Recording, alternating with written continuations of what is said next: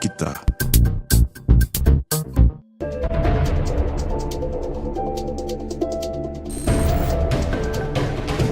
Aktivitas yang dilakukan oleh Profreda Mantovani, kami lihat banyak berurusan dengan ketahanan pangan. Dalam hal ini Astra Cita ke-6 itu membangun ketahanan pangan dari bawah, dari desa. Kejaksaan itu sebagai yang membantu agar dana desa ini digunakan tepat sasaran.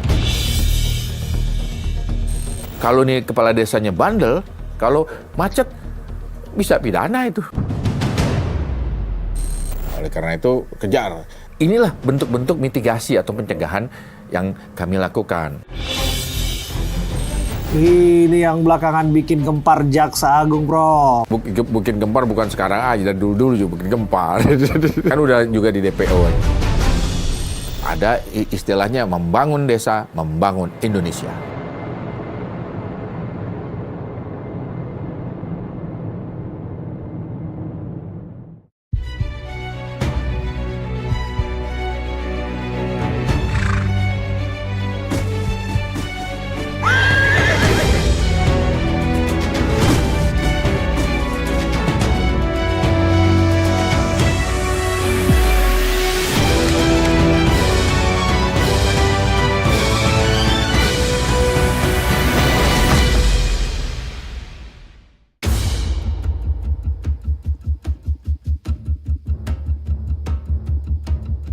Reda Mantovani, jaksa senior yang kini dipercaya menjabat sebagai Jaksa Agung Muda Intelijen, dikenal luas dengan rekam jejak panjang di berbagai bidang penegakan hukum. Di bawah kepemimpinannya, jajaran intelijen kejaksaan berfokus pada fungsi deteksi dini dan pencegahan berbagai potensi ancaman, baik terhadap stabilitas keamanan, ekonomi, maupun sosial.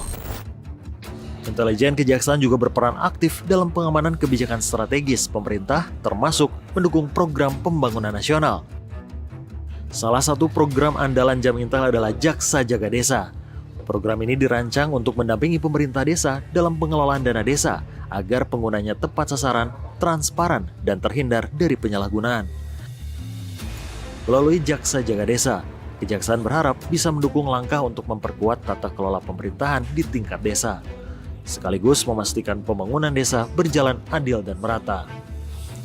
Dengan berbagai program preventif dan humanis, Reda Mantovani menegaskan peran intelijen kejaksaan bukan hanya sebagai penegak hukum, tetapi juga mitra strategis dalam menjaga pembangunan bangsa, serta tentunya mendukung Astra Cita Presiden Prabowo Subianto.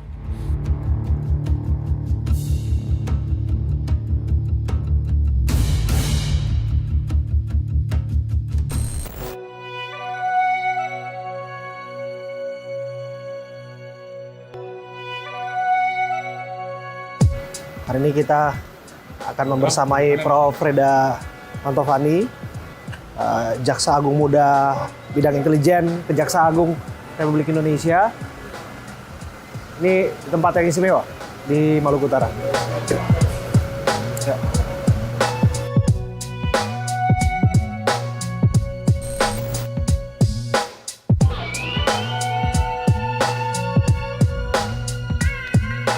Saya Abraham Silabang, saya bersama dengan Prof. Reda Mantovani. Ini di tempat yang istimewa. Jadi kita mengikuti ini provinsi kelima. Disebutkan betul ya, Prof ya? Kelima. Pertama itu Provinsi Banten, kedua Jawa Barat, tiga Lampung, 4 Bangka Belitung. Wah, ini nggak ada putus-putusnya ini semangatnya, Prof. Nggak capek-capek, Prof. Nggak capek-capek kita Memastikan bahwa sosialisasi dan MOU Jaga Desa itu berjalan ya, Prof. pemantauan pengelolaan keuangan desa tetap berjalan. Jaksa Agung Muda Intelijen yang hari-hari ini menghiasi banyak pemberitaan dan layar kaca karena program-program kerjanya yang mengharuskan Prof. Reda itu harus terus bersafari ya, Prof. Termasuk juga jaga desa dan satu lagi optimalisasi lahan ya, Prof. Ini banyak tergantung wilayahnya. Kalau misalkan di Jawa Barat itu kita ada meminjamkan barang rampasan berupa sawah kepada masyarakat untuk dikelola. Terus kalau di di Provinsi Banten itu kita orkestra ya kan model penanaman hortikultura yang berkesinambungan dan beragam, nggak hanya satu jenis. Ya, jadi supaya bahan hortikultura yang diproduksi di Provinsi Banten bisa terserap di pasar induk. Gitu. Yang kalau di Lampung itu ini apa namanya membina petani agar hasil sawahnya dapat terjual langsung oleh Bulog cepat, secara cepat dan tepat. Nah, jadi nggak lama-lama tuh beras atau gabah itu ditahan di gudang, di masyarakat langsung terserap. Terus kalau di Bangka Belitung kita membina jaga desa ya. Tetap intinya jaga desa, tetapi ada tambahannya yaitu membimbing atau membina petambang yang dulunya dianggap ilegal menambang timah di lahan sawit, tapi kita bimbing untuk mendapatkan IPR, izin penambangan rakyat. Hingga di situ para penambang yang tadinya ilegal menjadi legal karena disetujui oleh PT Timah. Gitu. Kita jadi jembatani agar mereka bisa menambang secara legal. Itu yang di di Bangka Belitung. Nah, kalau yang di sini itu kita lagi menggerakkan koperasi mitra adiaksa agar dan juga memberikan ada CSR dari pemerintah di setempat dan perusahaan-perusahaan penambangan ya kan, untuk memberikan berupa kapal atau beserta mesinnya kepada para nelayan yang tergabung dalam koperasi. Dan ini pertama kali dapat gelar kehormatan dari Kesultanan Ternate ya, Prof. Betul. Gimana itu perasaannya, Prof? Ya rasanya juga ini aja, tersanjung lah. Karena memang kan kita kan ingin mendorong para Kajari ya kan untuk turut mendampingi para kepala desa. Artinya kan ini kaitan dengan masyarakat sini. Ya, dengan adanya pemberian gelar ini artinya kan keberadaan kita di sini, keberadaan saya dalam mendorong para Kajari untuk mendampingi para kepala desa itu bisa didapat, artinya bisa diterima. Pejuang keadilan, Satria pejuang keadilan. Nau ngara mabeno, nau ngara mabeno. Mereka pun ternyata menginginkan ini, ya kan, dengan caranya dengan menginginkan. Kenapa menginginkan? Ya mereka mendukung dengan ini bahwa supaya kita bisa masuk ke desa-desa lebih mudah gitu. Karena dianggap merupakan satu kesatuan keluarga gitu.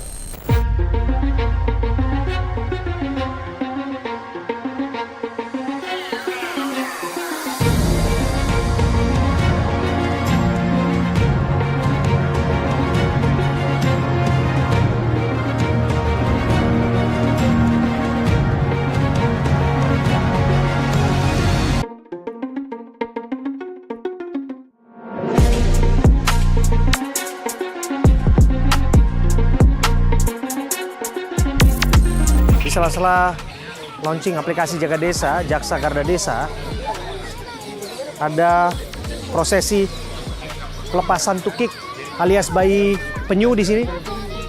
Nah, bisa lihat di sini. Dan di samping itu ada kapal-kapal yang juga nanti akan diserahkan kepada koperasi binaan Jaksa yang nanti akan dioptimalkan untuk menggerakkan roda perekonomian. Saya bersama dengan Pak Fauzi Mongole, Kepala Dinas Kelautan dan Perikanan Provinsi Maluku Utara. Pak Fauzi, ini kita lihat tukik-tukiknya Pak ya? Nah, ini akan dilepas liarkan nanti Pak? Iya, ini nanti kita lepas ke habitatnya.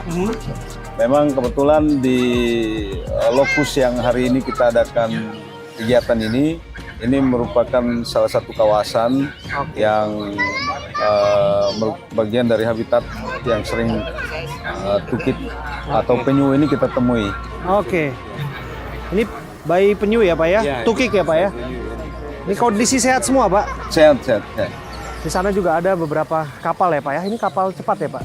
Ini kapal tangkap untuk nelayan tuna khususnya. Berapa banyak yang akan dilepas Pak?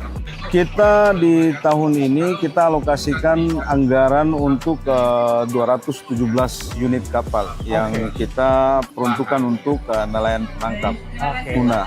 Dan di momen kesempatan acara hari ini ada 12 unit yang kita luncurkan untuk diserah terimakan ke nelayan. Oke, dan ini kemudian merupakan kerjasama dengan Korps Adiaksa. Iya, ini kolaborasi.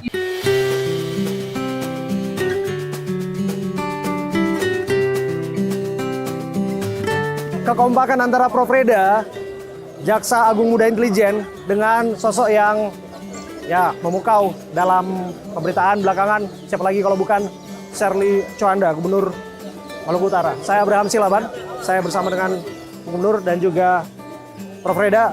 Prof, ini luar biasa ya. Luar biasa. Kolaborasi, gimana Bu Gubernur?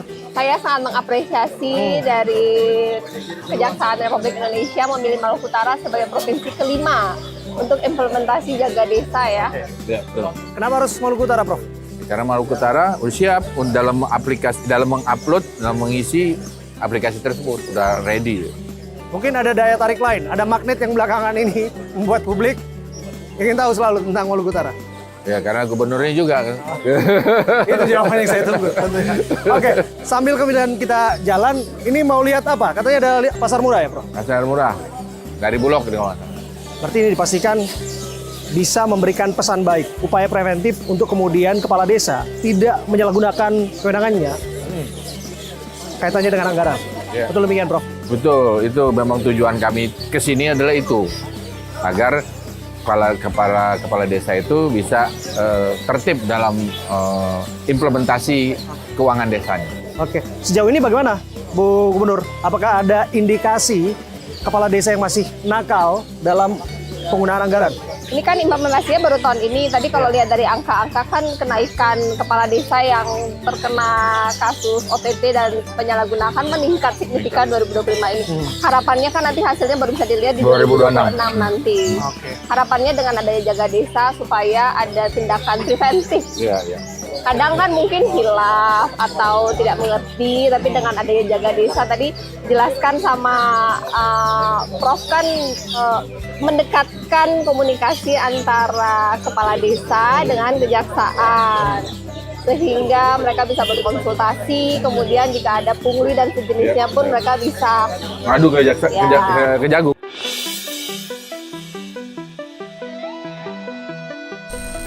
Merasa tidak bahwa ini sesuatu yang dianggap dalam tanda kutip urusan apa sih jaksa ngurusin desa? Kan itu tadi pertanyaan utamanya. Enggak dong, penting banget. Penting. Kalau saya dulu sebagai awam ya, kalau lihat kejaksaan kan takut ya. Ya. Tapi ketika saya sudah menjadi gubernur, mendekatkan diri dengan kejaksaan membantu kita untuk mencegah hal-hal yang tidak diinginkan.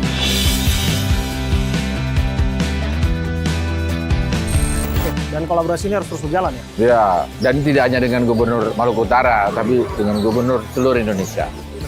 Oke. Tapi berhubung kita di sini, katanya ini ada pangan murah juga.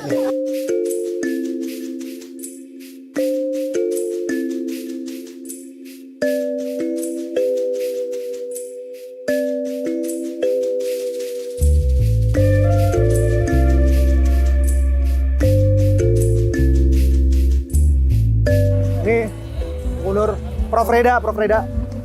Nah, Prof, berkenan diangkat, Prof. Nah, ini dia tukik yang akan dilepas liarkan, dikembalikan ke habitatnya. Ini emang biasanya lahirannya di pantai ya? Ya, Karena kalau di alam suka dimakan. Kan? ini dihasilkan dari kelompok penangkar kita. Iya, jadi emang ada penangkaran Ya. supaya resiko hidupnya lebih tinggi.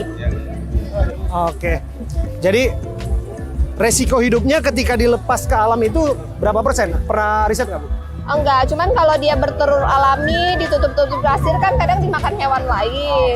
Kalau ini pada saat bertelur itu dijagain sama warga, nanti sudah netas, sudah agak kuat baru dilepas. Jadi dia untuk hidup itu lebih tinggi. Prof, ini jaksa jaga desa. Ini sekarang jaksa jaga tukik juga, Prof. Ini gimana cerita, Ini Prof? menjaga kelestarian alam, Ini. Menjaga kelestarian alam. Ya? ekosistem, lingkungan di sini. Jadi supaya tetap nih lestari nih. Kalau enggak habis. Kalau nyelam di Jiko Malamo sering ketemu yang udah gede. Tuh, oh, Biasanya ukurannya. Gede. Wow. Jadi buat objek wisata juga. Silakan Bu untuk melepas liarkan. Kita akan bersama-sama ya melepas liarkan tukik kembali ke alam. Sini Sini aja nanti jalan, dia nanti dia jalan. Jalan untuk sensornya. Iya, untuk dia latihan.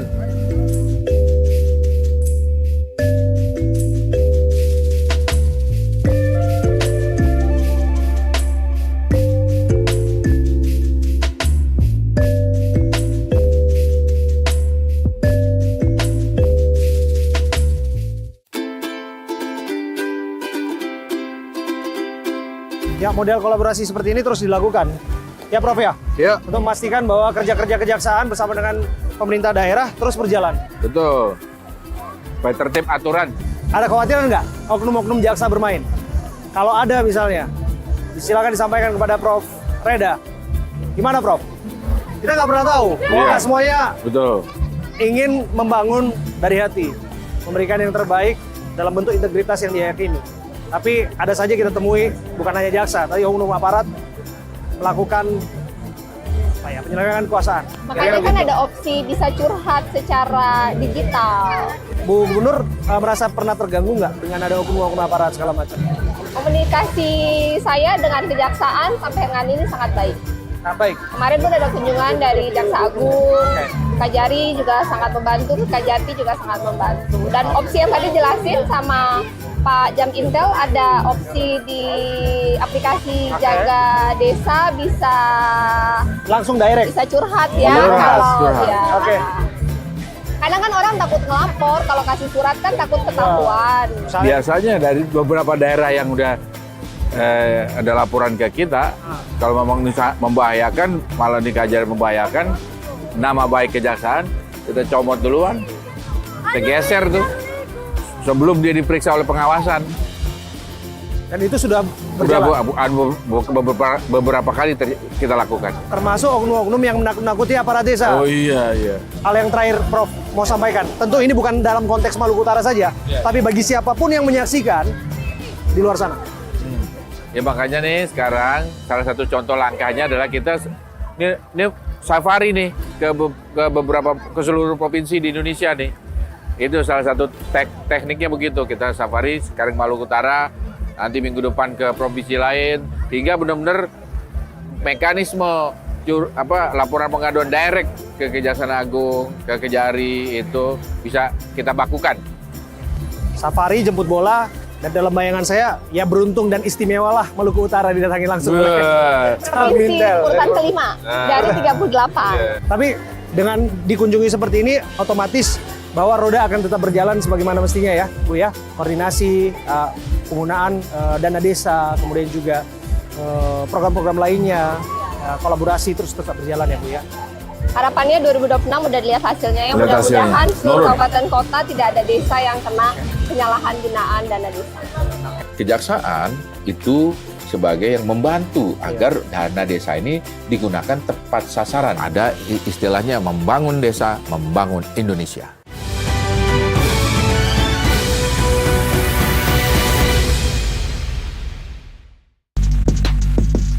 Dunia olahraga selalu dinamis. Terima kasih Prof Reda Matomani sudah hadir. Sehat Prof? Alhamdulillah.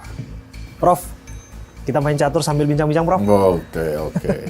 Bincang-bincang sambil adu permainan itu asik ya Prof ya. Iya. Karena bagaimanapun ada yang bilang hidup ini permainan Prof. Tapi selama yang dipermainkan bukan negara ya Prof. Prof, saya mulai duluan Prof. Mulai duluan, silakan. Putih mulai duluan. Putih mulai duluan Prof. Oke. Ya, klasik Prof. Nah, kita harus tahan juga. Gimana kabar Prof? Sehat Prof?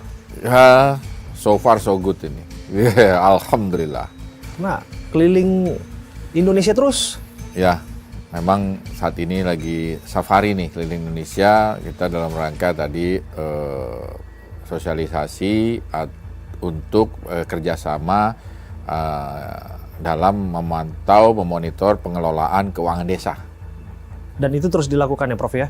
Ya sekarang ini hingga baru sudah 4 provinsi ya, dari Banten, Jawa Barat, Lampung, dan Bangka Belitung. Oke. Dan kemarin juga belum lama ini panen raya Prof?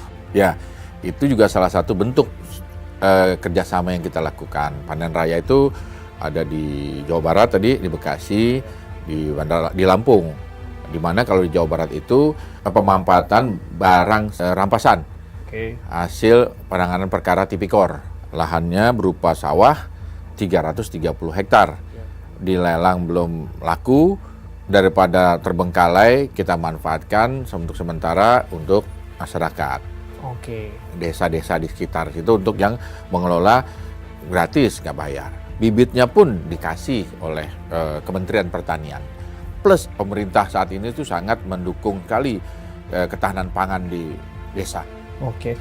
Nah, aktivitas yang dilakukan oleh Jaksa Agung Muda Intelijen, Prof. Reda Mantovani, kami lihat banyak berurusan dengan ketahanan pangan. Betul ya, Prof? Sebenarnya bukan cuma ketahanan pangan. Salah satunya adalah berperan sebagai di bidang eksekutif, ya, sebagai karena Jaksa Agung juga pembantu presiden di dalam tugasnya selain sebagai penegak hukum. Nah, dalam rangka sebagai eksekutif atau pembantu presiden, maka kita harus mendukung program-program pemerintah. Dalam hal ini Astra Cita ke-6 itu membangun ketahanan pangan dari bawah, dari desa. Nah, saat ini pemerintah sangat perhatian terhadap desa dengan banyak menggelontorkan dana desa. Ya, sekitar 171 triliun saja tahun ini.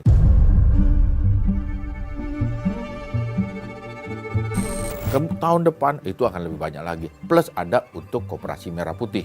Sehingga memang perhatian pemerintah melalui Astra Citanya itu untuk mendukung ketahanan pangan di desa. Pemerataan ekonomi di desa. Ada istilahnya membangun desa, membangun Indonesia. Jaga Desa ini kita terbitkan dalam rangka tadi memonitor dana desa yang dikelola pemerintahan desa ini. Digelontorkan uang dari pusat langsung ke rekening desa, terus juga ada dana desa, ada anggaran dana desa dari Pemda setempat dikelola oleh pemerintah desa dan kita memonitor.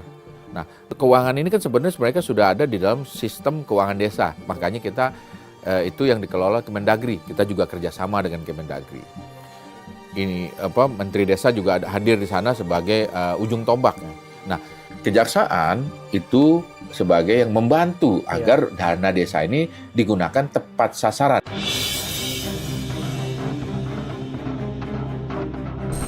Saya maju lagi nih, Prof. Nah, maju ini lagi. Langkah kuda, Prof.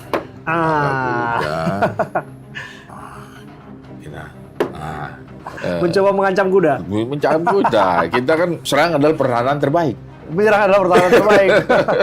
Dalam konteks catur, Prof. Oleh kuda catur.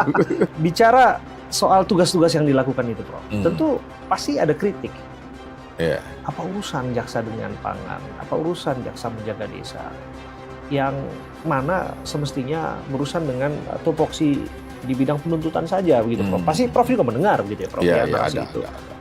Bagaimana menjawab itu, Prof? Nah, kami kan saat ini sosialisasi tentang program aplikasi Jaga Desa ini. Ini memang baru kami di 4 provinsi. Ini sudah melihatkan hasil sebenarnya. Di mana di tahun ini sampai September ini kepala desa yang terkena masalah hukum di Banten itu 0.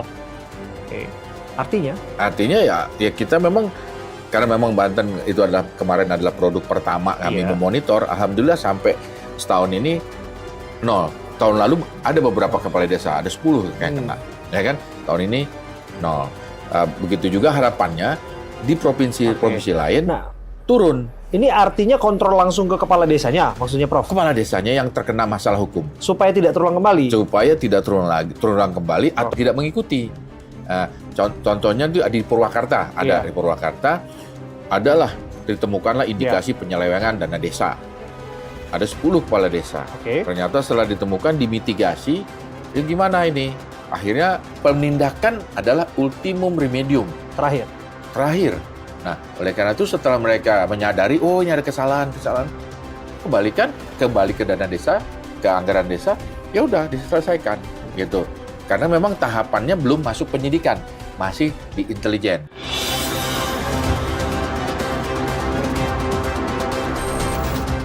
Itu. Sebab kalau nih kepala desanya bandel, nggak mau kembalikan, misalkan padahal sudah ada indikasi, laporan atau temuan, dia nggak membalikan, ya akhirnya diserahkan ke bidang tipikor atau Pitsus.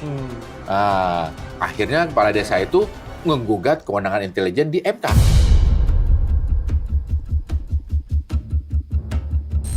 Cuma itu kan resiko bisnis kita. Iya. Bahwa kami ini maksud dan tujuannya adalah untuk membina para kades agar tidak terjerat atau tidak terkriminalisasi pidana korupsi. Oke. Nah, bukan justru sebaliknya, Prof. Dengan kehadiran jaksa di sana dikhawatirkan justru membuat aparatur desa ya takut untuk eksploratif dalam apa yang ingin dikerjakan di sana. Atau sebaliknya juga bisa jadi aparat penegak hukum lainnya tidak masuk atau tidak bisa menyentuh pelanggaran-pelanggaran yang mereka lakukan. Nah, gini, di dalam sistem yang kami buat itu ada interaktif memang antara kepala desa dengan kepala kejaksaan negeri dan bahkan dengan kejaksaan agung. Oke. Nah, di situ ada kanal yang disediakan untuk kepala kejaksaan negeri yang memang melaporkan kepada kejaksaan agung adanya dugaan penyelewengan. Ini baru laporan. Nah, dan itu hanya bisa dilihat oleh kejaksaan agung dan Kajari tersebut. Tapi ada juga laporan kanal yang khusus untuk kepala desa untuk melaporkan atau keluhan-keluhannya dia kepada kepala kejaksaan negeri. Misalnya ada laporan surat kaleng dari ormas, misalnya oknum-oknum ormas yang melaporkan, dia bisa laporkan situ, Pak, saya ini. Terus juga dia meminta bimbingan teknis. Misalnya ada proyek di desa, bagaimana pembuatan kontrak, gitu kan? Jadi ada interaksi langsung. Nah, itu akan direspon cepat oleh Kajari. Dan untuk memastikan cepatnya respon Kajari, ada juga kanal khusus untuk kades ngadu langsung ke Jagung.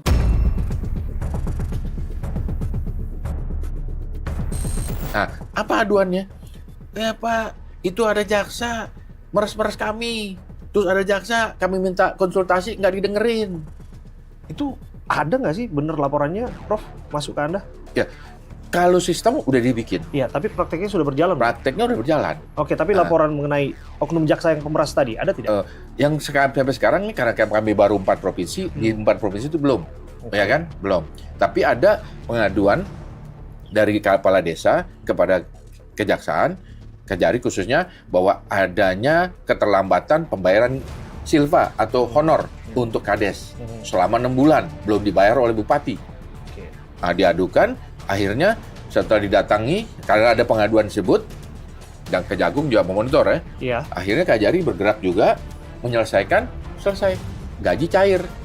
Oke, jadi pantauannya langsung ya. Iya. Itu nggak misconduct, Prof? Khawatirnya bukan wewenang atau melampaui wewenang dari Kajari untuk melakukan itu? Kita kan hanya mengingatkan. Oke. Itu kenapa itu? Ada apa kok honor untuk kepala desa kok belum cair? Misalnya ditemukan, dipakai untuk proyek lain, kan salah itu. Tidak sesuai sasaran, tidak sesuai pos. Itu kan bisa, kalau proyek itu berjalan lancar, kalau macet, bisa pidana itu. Inilah bentuk-bentuk mitigasi atau pencegahan yang kami lakukan.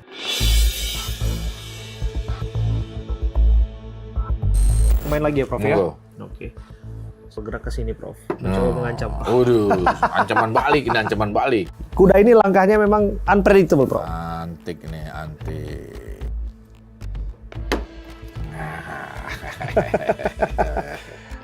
Prof, bicara soal jaksa jaga desa, aktivitas yang menjadi ekosistem ekonomi di desa itu pasti terpantau ya, Prof? Kalau mereka melaporkan kepada kami. Oke, tapi paling tidak pun kalau tadi disebutkan bahwa ada upaya untuk jemput bola lah, kira-kira begitu, Prof. Jadi berinteraksi langsung dengan warga ya, Prof.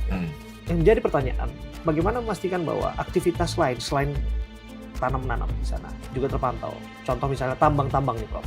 Yang menarik kan, Presiden kasih atensi soal tambang yang dibackingi oleh jenderal-jenderal atau mantan jenderal, baik latar belakang apapun mereka, itu kemudian harus ditindak apabila ilegal. Ada pernah dengar kan kasus tipikor di pertambangan di Bangka Belitung, PT Timah?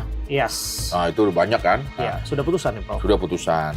Nah, di situ, ini kan kenapa ada korupsi di situ? Secara garis besar nih, saya bilang, itu banyak penambang liar di situ yang menambang di lahannya PT Timah. Nah, ternyata banyak menggunakan source-nya itu adalah yang para penambang liar itu menggunakan rakyat. Oke. Ya rakyat nggak tahu, suruh kerja ya kerja dia.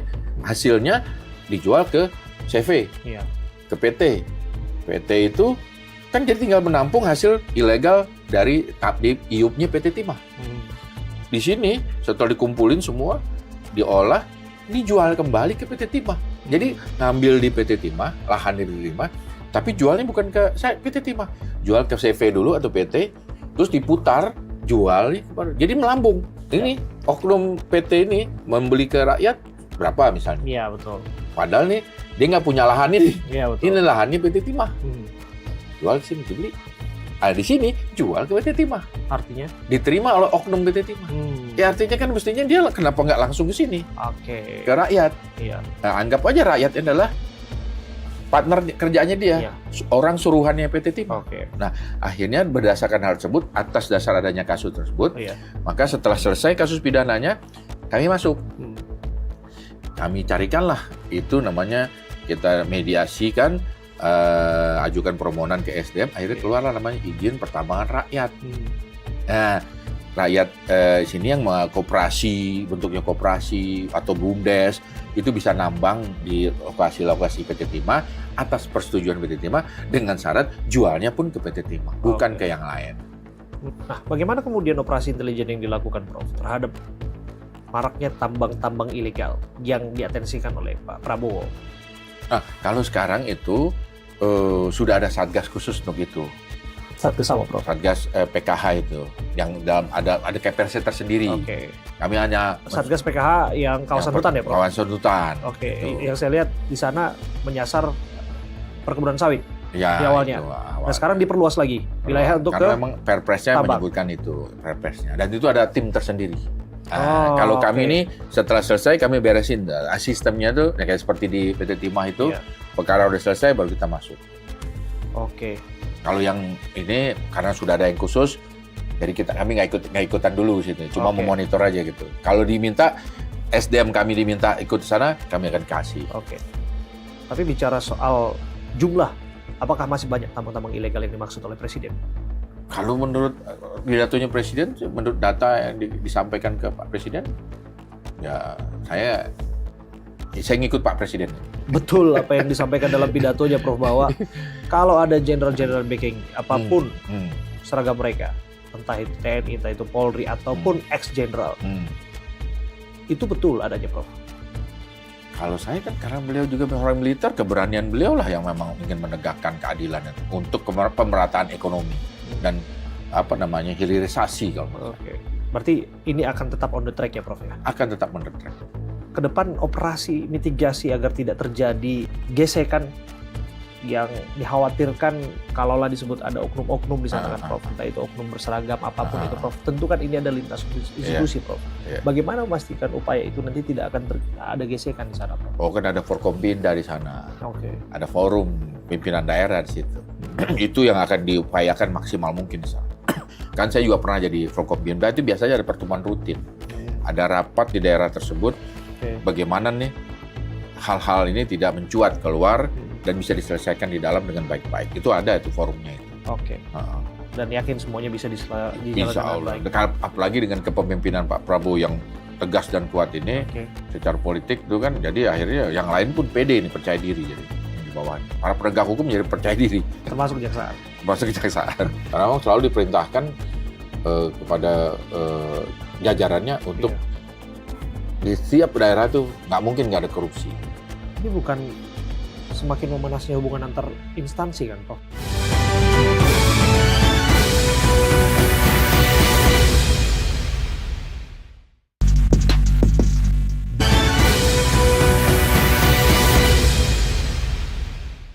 Prof, sambil minum, Prof. Ini, Prof. Oke.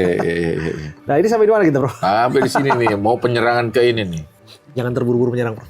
Kita jagain itu. Oke, Prof. Hah? Saya coba lagi kuda kedua, Prof. Ya. Oke.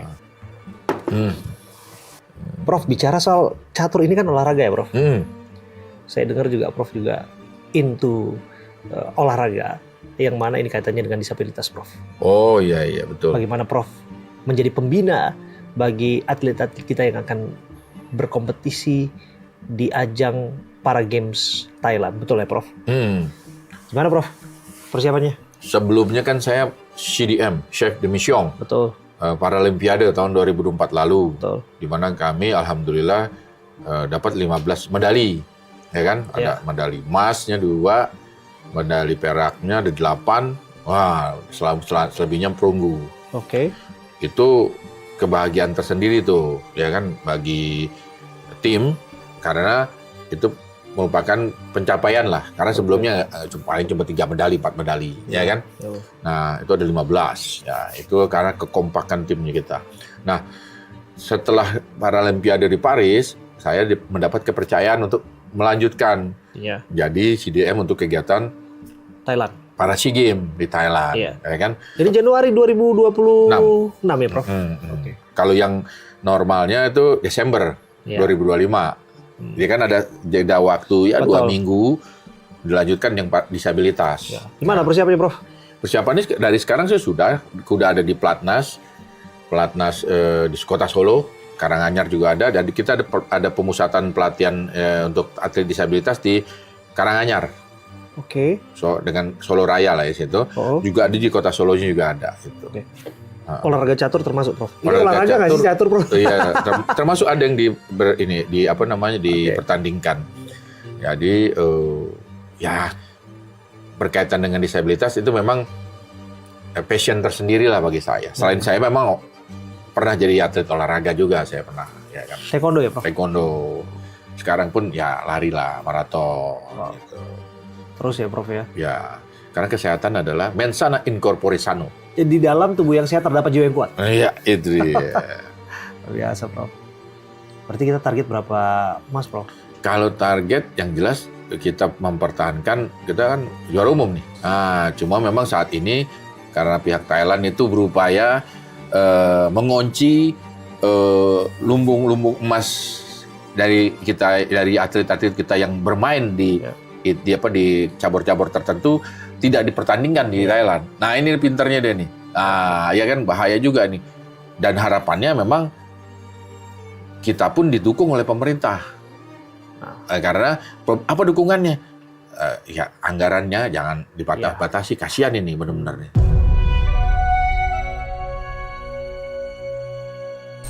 Realisasinya seperti apa Prof? Ya memang sih ada efisiensi. Betul. Tapi kalau efisiensi terlalu banyak pun kami nggak bisa berbuat banyak. Karena kan pasti dengan efisiensi atlet banyak yang kita kurangi. Ya, nanti tahu-tahu ternyata atlet banyak dikurangi, sudah dari eksternal mengurangi cabur tertentu, dari dalam juga mengurangi karena biaya. Itu kan yang repot itu. Akhirnya kita nggak bisa mempertahankan juara umum. Kita juara umum nih 3 kali berturut-turut. Dan target juga akan kembali juara umum. Insya Allah, ya kan. Tapi tadi tetap tanpa dukungan dari berbagai stakeholder itu akan sulit tercapai. Biasanya apa aja kita Prof yang dapat emas ya Prof? Bulu tangkis yang jelas. Oh pasti. Judo, atletik, boccia itu apa namanya lempar bola untuk cerebral palsy itu. Terus juga tenis meja panahan ya. Tenis meja ya 50-50 lah, ya kan? 50 ya. Panahan. Tuh. Kalau tenis meja gantian dapat emasnya. Gantian ya Prof. Karena saya lihat Prof juga menggemari betul ya tenis meja. Iya betul. Bahkan saya sempat jajal atlet tenis meja disabilitas itu jago-jago itu. Yang almarhum Prof. Iya Yakob. Itu luar biasa ya. Itu beliau itu bukan juara di disabilitas saja, yang normal pun juara dia. Iya Bro. Pak Abe ini pemain catur beneran ini kayaknya. Kita dibikin ini nih, terpanal ya. Kita kawal dulu lah nih. Nah ini namanya melindungi diri Prof. Menjaga raja.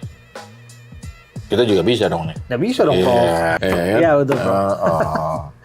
Prof, saya harus bicara mengenai apa yang dilakukan oleh kejaksaan hari-hari ini, Prof.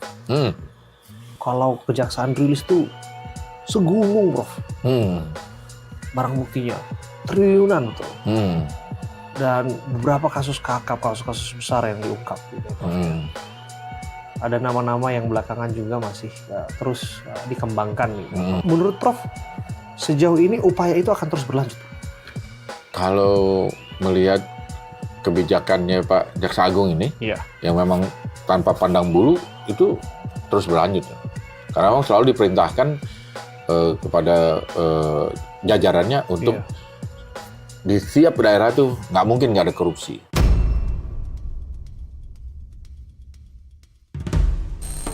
Oke. Ya, oleh karena itu kejar. Tetapi karena kebijakan beliau juga untuk yang desa-desa ini dijagain. Oke. Karena kan ya namanya kepala desa itu kan nggak banyak mengetahui administrasi keuangan. Iya. Oleh karena itu khusus untuk para kepala desa Iya. diminta itulah benar-benar menjadi alternatif terakhir. Wah, ultimum Ultimum remedium. Ya kan? Iya. Mengingat mereka para kades jadi kepala desa itu tidak berlatar belakang birokrasi. Jadi soal manajemen keuangan pasti rusak. Oke. Kemungkinan besar Iya. rusak gitu.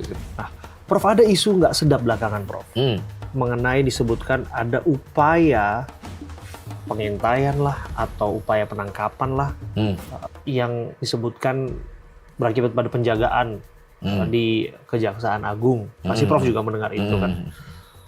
Betul tidak itu sesungguhnya, Prof? Iya. Saya dengar juga itu. Bikin malah saya jadi bingung gitu kan. Dari saja sih nggak ada itu kan. Makanya saya jadi bingung. Nah, pengintaian. Saya kan sebagai Jamintel Iya. harus tahu nih semua nih. Betul. Ya kan bener.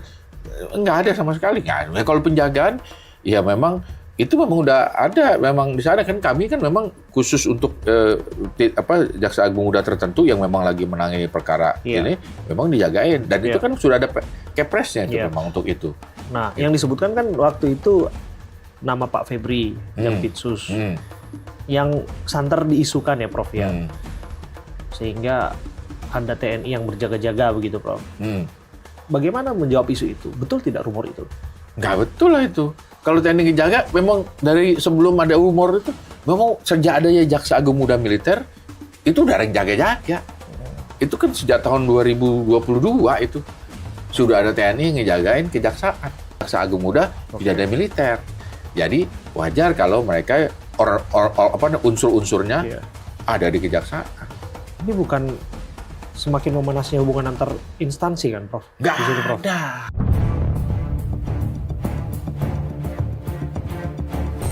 Banyak sekali rumor demikian Oh. antara TNI, Kejaksaan, dan Polri. Bagaimana hubungannya? Nggak ada itu. Kalau saya sih, bahkan ini baru aja kemarin saya aja Kabar Reskrim yang baru, Kabar Intelkam, ketemu sama Pak Jampitsus, ketemu dengan Jampidum supaya ngobrol diskusi. Ini Prof Rida yang Saya melakukan pertemuan itu. mengkoordinir itu. Kapan ini, Prof? Kemarin baru dua hari. Oke. Hari kemarin lah. Apa yang dibicarakan di sana? Bicarakan tadi, ini gimana penegakan hukumnya supaya koordinasi lebih bagus, lebih smooth, dan mencegah nih tadi ada isu-isu yang model-model seperti ini, gitu. Ya, ini media cepat langsung menangkap itu, Prof. Iya, itu saya juga bingung. Di dalam aja saya jam itu kan mesti tahu duluan nih. Iya. Iya. Jadi yang dulu pernah disebutkan bahwa Densus pernah parkir lain sebagainya itu tidak terjadi lagi sekarang, Prof. Itu nggak ada lagi, nggak ada. Nggak ada ya, Prof ya? Kalau mungkin dulu pernah ada datang ya kan, itu mungkin Iya. kesalahpahaman. Oke. Bahwa dulu wah seolah-olah ada anggotanya ditahan, Iya. nggak ada. Akhirnya setelah dijelaskan, Oke. nggak itu Jadi hubungan antara Kejaksaan dan Polri baik-baik saja. baik-baik aja.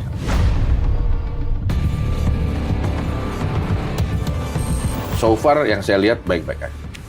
Dan itu yang terus dipertahankan oleh Prof Rida. Iya, Ini yang belakangan bikin gempar Jaksa Agung, Prof. iya. Gimana, Prof? Ya, Sosok itu kan bersangkutan. ini sih kan Rizal. bikin gempar bukan sekarang aja, dari dulu juga bikin gempar. Belakangan disita rumahnya, Prof. Kita ya. Iya. Yang bersangkutan. Kan udah DPO. juga di DPO juga, DPO. Oke.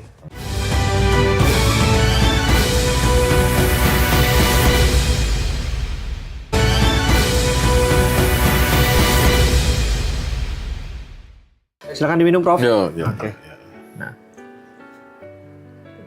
Prof izin, ini ada beberapa foto yang kami ingin tunjukkan kepada Prof Rida. Dan kami ingin Prof Rida memberikan tanggapan, statement, apapun itu tentang foto yang dimaksud. Berkenan ya, Prof ya? Boleh. Saya Oke. upayakan. Ya, Prof Rida, Silakan Prof, diambil Prof. Salah satunya Prof. Yang mana? Ini Prof. Ya inilah yang paling atas. Oke, nah ini Prof. Wow. Ini yang ramai belakangan Prof. Ramai. Tom Lembong. Iya. Apa yang mau Prof sampaikan mengenai sosok ini? Ya, itu kan memang ya beliau juga kan pernah menjadi menteri, Iya. ya kan. Kebetulan ada tersangkut lah permasalahan hukum. Ya, itu jadi evaluasi kita bersama aja, ya kan. Supaya ke depan itu dalam memimpin sebuah pemerintahan, sebuah kementerian harus tetap dari tertib aturan. Tertib aturan ya. Supaya rezim ini pun berubah terus ini. Oke. Ada apa sih ada berubah? Semuanya berubah. Itulah hukum alam. Oke. Kita nggak ngerti di masa yang akan datang. Tapi kalau semua tertib aturan, itu insya Allah tidurnya jadi nyenyak.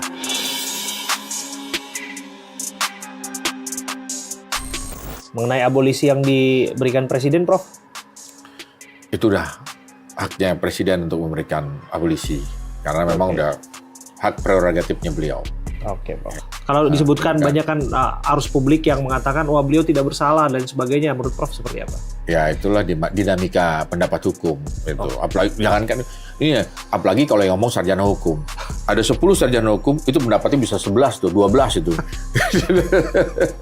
Prof, kita ke yang berikutnya ya, Prof ya? Boleh. Boleh, Prof. Boleh. Dia Prof ya? Nah, ini semuanya nih. Iya, semuanya dong, Prof. Banyak amat. Wah, ini Prof. ini adalah panutan saya. Oke. Ya kan, Rio adalah pernah jadi atasan saya dulu waktu saya masih muda. Oke. Sekarang pun jadi atasan saya balik lagi. Oke. Beliau adalah pembimbing jaksa-jaksa muda untuk bagaimana bekerja dengan baik dan memiliki integritas. Jaksa Agung Dan, ST Burhanuddin. dan beliau ini jaksa agung yang nggak kenal takut ini orang.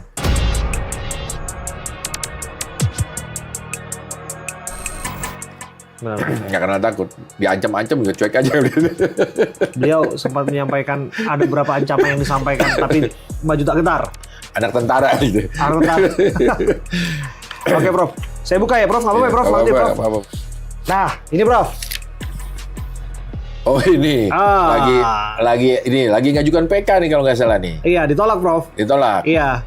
Kalau ditolak ya itu kan nggak ada jalan lain keluar, nggak ada jalan lain itu kalau ditolak ya kan. Oke.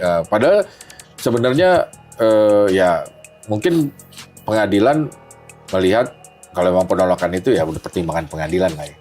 Oke. Kapan, Prof, ini dieksekusi, Prof? Itu Kejaksaan Negeri Jakarta Selatan. Itu tergantung dari ini kali. Kalau setelah ada ternyata memang PK-nya nggak dilanjutkan ke sana kan berarti udah nggak ada upaya lain lagi. Tinggal tunggu waktu. Tinggal tunggu waktu lah. Kalau menurut hukum acaranya demikian. Ah, ini, Prof. Ini yang belakangan bikin gempar Jaksa Agung, Prof. Iya. Gimana, Prof? Ya itu kan ini sih kan Rizal. bikin gempar bukan sekarang aja dari dulu juga bikin gempar. Belakangan disita rumahnya, Prof. Itu ya. Iya. Yang bersangkutan. Kan udah DPO. juga di DPO juga DPO. Oke. Berarti operasi intelijen berjalan. Ya, gitulah katanya. Ya kan dicekal juga, cegah, ditangkal juga nanti kan. Oke. Gitu. Biasa kalau operasi intelijen berjalan emang harus irit bicara. Iya. Kita harus hargain itu. Oke. Ini, Prof. Oh ini mantan ya itu kasus yang terakhir juga yang melibatkan banyak hakim ini. Iya. Pak Zarop ini kan. Zarop Richard. Zarop Richard ya. Ya lagi lebih apa namanya udah ini ya. Fotonya lebih muda daripada yang sekarang. Iya, Prof. Tapi banyak banget ya, Prof, barang buktinya ya, Prof. Iya. Zarop Richard. Berdasarkan ya itu barang dia dalam berkas ya itu banyak emang. Oke. Mungkin udah terlalu lama juga dia bergerak di bidang hukum. Bergerak belum tentu dia bisa hukum. Oke. Ini, Prof. Wah, pemimpin masa kini. Wah, tanpa ya ini saya ngelihat ini Pak Presiden saat ini kalau melihat dari program-programnya beliau ini adalah program pemerataan ekonominya langsung di desa-desa nih. Dia paling bawah, membangun dari paling bawah. Ini yang saya lihat ini andalannya beliau itu sekarang. Kenapa? Itulah ketahanan pangan di desa itu yang sangat penting, termasuk beliau perhatian tadi kan dana desa ditambah, Koperasi Merah Putih dengan uang juga tambahan juga. Ya, Prof. Beras gabah Ya, betul. dibeli dengan harga tinggi. Ini berarti kan memang kecenderungannya ke sosialisme. Betul. Apa maksudnya ke kerakyatan, Kerakyatan. Oke. gitu. Dan upaya itu harus terus didukung. Iya, kalau kami sebagai aparat pemerintah di bidang intelijen ikutlah ke arah pada presiden yang lagi berkuasa ini. Kita harus dukung Oke. program-programnya agar sukses itu kan. Termasuk pemerintahannya, Prof. Iya. Apakah negara kita dalam kacamata operasi intelijen baik-baik saja, Prof? Ya, kalau biasanya memang kalau ini menurut penelitian kami itu dalam suatu periode 5 tahunan itu di tahun pertama biasa gonjang-ganjing itu. Oke. Maksudnya ada ya Ada karena persoalan. ya persoalan di tahun pertama itu wajar. Namanya orang lagi pesawat mau lepas landas itu kan bergetar juga tuh. Oke. Duduk. Tapi kalau udah landing, udah di atas, udah ya tenang udah. Ya, ini Pak, ya mudah-mudahan juga, ya kan nanti juga banyak yang lebih soft lah nanti lah, Oh. ya kan. Saat ini memang saya sih melihat ya orang mau take off pesawat masih bergetar, Oke. iya kan. Tapi in the end of the day semua akan stabil. Semua akan stabil. Terlebih programnya adalah program kerakyatan. Nah, itu terlebih kalau saya ngelihatnya demikian. Oke. Dan harus terus dukung ya, Prof. Dukung terus. Dukung terus. Terakhir, Prof. Ini yang paling penting, Prof. Ini bahaya kalau misalnya kita nggak tampilkan, Prof. Aduh. Ah. Oh, iya. Iya. Ini adalah partner hidup yang yang sebagai penunjang utama kehidupan saya. Kenapa saya bilang penunjang kehidupan utama? Ya karena saya bisa banyak berkreasi di luar karena di dalam sudah disupport habis, sudah dijagain bener. Jadi saya nggak terlalu banyak pikiran ke dalam. Iya. Tinggal karena semua udah ditata. Iya. Wah, termasuk kegiatan-kegiatan sosial. Oh, istri saya ini sangat aktif. Wah. Ya, kalau saya tinggal kasih kebijakan-kebijakan aja. Tapi ini aktivis sosial yang patut dikasih jempol 2 katanya.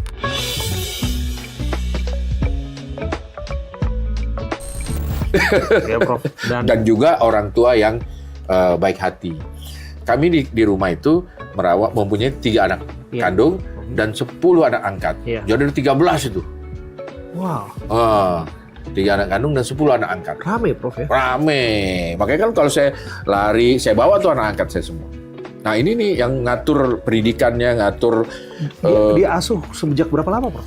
dari umur dari kecil, dari umur 3 tahun, bahkan ada yang dari 5 hari ada itu. Wah. Sampai sekarang. Sampai sekarang. Yang berkekurangan. Nah, hebatnya istri saya ini, waktu saya mengambil alih itu anak-anak panti asuhan yang bangkrut itu, saya kan ambil alih tuh, Iya. ada suatu panti yang bangkrut, anaknya keleleran, Iya. anak bayi sih baru 5 hari itu. Saya ambil alih, bawa ke rumah, padahal saya belum ngomong dengan istri saya, tapi langsung disetujui langsung.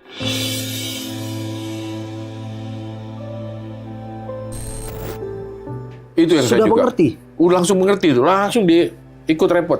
Padahal saya belum minta izin itu, Pak. Itulah karena kita sudah sebagai partner, jadi udah paham apa yang dilakukan oleh partnernya, dia langsung mengerti. Wah. Luar biasa Dan sih. bisa negor kalau kita partnernya ada yang salah. Luar biasa sih, Prof. Karena kami sudah melihat, membersamai, bahkan kami juga harus berterima kasih, Prof. Karena kami mendapatkan awarding kan kemarin, Prof. Program penghargaan ramah anak. Iya. Ketika kami bersama Ibu Swastri memberikan bantuan kepada anak-anak yang menjadi korban kebakaran di Pondok Domba. Di salah satu lokasi Betul, di sekolah yang penjaringan. kita bina lah itu. Betul, Prof. Itu dari tahun 2016 kita. Jadi bukan ujuk-ujuk. Dari tahun 2016 itu. Jadi bukan pencitraan. Bukan itu udah kalau misalkan capek udah capek. Tapi kan kita senang akhirnya kan. Iya. Karena sistem sudah terbentuk. Oke. Waktu dulu turun bener-bener tuh sering muncul di sana. Tapi karena sistem udah terbentuk, kita udah enak, udah santai. Tinggal laporan, ini kasih petunjuk ini, kasih petunjuk ini. Lebih tertata kalau sekarang. Tahun 2016, wih capek berat itu. Kok kolong-kolong jembatan itu kan. Ini nih sama saya nih, gitu. Luar biasa ya Prof. Apa sih yang dicari Prof? Yang dicari, kami itu bahagia kalau ngelihat orang lain bahagia. Oke. Gitu. Ini terus terang nih, kalau kita lihat anak-anak yang susah itu bahagia, tetapi kami juga sekarang sudah bisa mendeteksi ada juga anak-anak yang memang atau orang-orang yang belaga-belaga susah. Nah itu waktu awal-awal kamu nggak bisa mendeteksi, tapi kalau sekarang karena sudah banyak berhubungan itu, jadi udah tahu ini cuma tipu-tipu aja nih, mau minta ini aja nih, sekedar ngelecehin aja nih, atau memang kita lihat ini memang benar-benar membutuhkan. Betul. Karena udah by insting kalau sekarang. Prof, kan sebagai Jaksa Agung Muda Intelijen, harusnya tahu Bu Astri sekarang lagi di mana, Prof. Iya. Sekarang lagi di mana kira-kira Bu Astri, Prof? Ya mestinya tadi saya teleponan sih di rumah tadi. Di rumah. Saya coba teleponnya Prof. Izin ya Prof. Iya. Ya kita coba telepon Bu Astri ya. Apa betul di rumah? Assalamualaikum Ibu. Aduh, lagi sibuk nih kayaknya dengan eksklusif interview. Kok tahu? Saya lagi berhadapan dengan siapa? Wih, tadi Prof Reda cerita tentang bagaimana Bu Astri itu sebelum bicara pun chemistry-nya sudah terbangun. Ketika saya lagi telepon Bu Astri, ini nggak janjian. Bu Astri tahu bahkan saya sekarang sedang interview Prof Reda ini. Tadi bercerita tentang bagaimana memberikan hati kepada anak-anak yang membutuhkan, Bu Astri. Dan sekali lagi kami berterima kasih Ibu atas yang kita jalankan kemarin. Kita mendapatkan penghargaan, dan di sini juga ada Prof Reda. Ada yang ingin disampaikan Bu sebelum nanti pulang ke rumah Bu? Nggak ada lah, udah tiap hari ketemu. Tetap semangat. Iya. Tetap semangat. Siap. Ibu sehat ya Ibu ya. Semoga terus Sama-sama, semoga doain terus sama untuk Abi dan teman-teman. baik, sehat-sehat terus Ibu. Semoga terus ya membantu mendukung Prof Reda dalam kerja-kerja kenegaraannya ya, Ibu ya. Amin. Terima kasih Ibu, terima kasih. banyak. Terima kasih Ibu. Yo. Ini luar biasa ya. Sedalam itu ya Prof. Iya. Chemistry-nya mau. Mestinya gitu. Itu yang saya ngajak 10 anak ke rumah, mesti kan kaget itu. Ini tenang aja deh. Oh gimana? Malah sibuk. Oh nanti di sini aja. Dikontrakkan, ditempatkan waktu itu belum dapat rumah kan, maksudnya kan. Iya.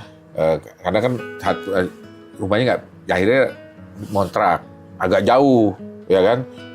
Tapi setelah dapat kredit, akhirnya bisa beli rumah dekat-dekat sana. Jadi akhirnya lebih gampang mengontrolnya. Prof, saya melihat Bu Astri gampang tersentuh ketika melihat anak-anak yang membutuhkan pertolongan. Gitu. Ada pengalaman apa, Prof? Sampai pada akhirnya Prof Reda dan Bu Astri itu sama-sama untuk menolong orang, gitu, Prof. Nggak ada pengalaman apa-apa sih, nggak ada. Ya benar-benar memang ini adalah panggilan, Prof. Ya mungkin bisa dibilang begitu, tapi kalau kami berdua ya nggak ada apa-apa. Yang salah satu barometer tadi lah dengan anak-anak 10 anak yang kami bawa itu. Saya nggak konsultasi dulu sebelumnya, saya bawa langsung, diterima langsung. Padahal dia pun lagi jagain 3 anaknya kan. Luar biasa. Nah, iya, istri saya itu lagi jagain 3 anak, tapi datang 10, ya welcome gitu. Cuman ditambah jangan nambah lagi katanya. Kita keluar di luar aja. Oh iya udah. Prof Reda, terima kasih ya Prof. Iya. Luar biasa Prof yang Prof kerjakan dan lakukan sebagai seorang jaksa, terus melakukan tugas-tugas kenegaraan. Di samping itu Prof juga tidak pernah melupakan orang-orang yang membutuhkan bantuan, Prof. Amin. Terutama Amin. anak-anak Amin. yang Amin. mereka menjerit untuk pertolongan. Saya sudah melihat itu. Sukses untuk Prof Reda. Terima Apa kasih. yang ditabur tentu akan dituai. Yang ditabur kebaikan, janganlah Jamu berbuat baik. Ya. Janganlah jamu Kata baik. Saya masih hafal tuh Prof lagunya. Iya. Luar biasa. Karena dari pikiran, ucapan, perbuatan itu nyambung tuh. Luar biasa. Kalau pikiran baik, pas kemungkinan besar dia akan berkata kata yang baik. Kalau berkata-kata yang baik, kemungkinan besar dia akan melakukan perbuatan-perbuatan yang baik. Yeah. Itu adalah inti dari apa yang kita bicarakan. Sekali Siap. lagi, Profesor Dr. Reda Mantovani, sukses untuk Anda. Terima kasih. Terima kasih, Prof, Terima sudah kasih. hadir dan sudah berbincang bersama kami. Oke. Saya Abraham Silaban, Pak. Terima kasih. Sampai jumpa.